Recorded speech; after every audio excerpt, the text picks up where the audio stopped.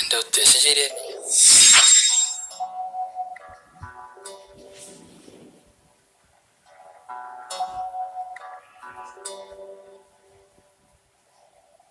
തന്റെ അടുത്ത് ഈ നിമിഷം വരെ എനിക്ക് അങ്ങനെ ഒന്നും തോന്നിയിട്ടില്ല.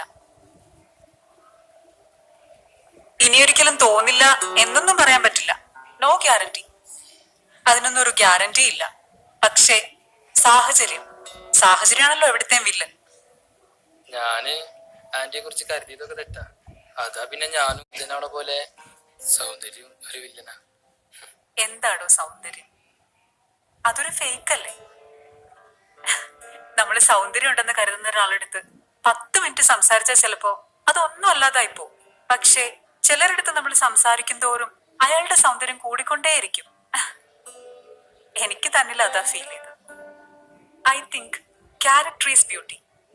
ചേതൻ ഭക്ത് പറഞ്ഞ പോലെ നമ്മുടെ ബന്ധുര എഗ്രിമെന്റാ. റേസിംഗ് കാറിൽ ഇരിക്കാം, പക്ഷെ അത് ഓടിക്കാൻ പാടില്ല. എത്ര കാലം റേസിംഗ് കാറിൽ ഇങ്ങനെ ഓടിക്കാതിരിക്കാൻ പറ്റുമെന്ന് ഞാനൊന്ന് നോക്കട്ടെ.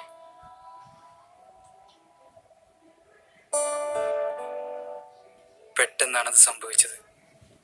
ഒന്നിനും ഒരു ഗ്യാരണ്ടി ഇല്ല എന്ന് ആന്റി പറഞ്ഞത് സത്യമാണ്. വണ്ടി ഓടിക്കാതെ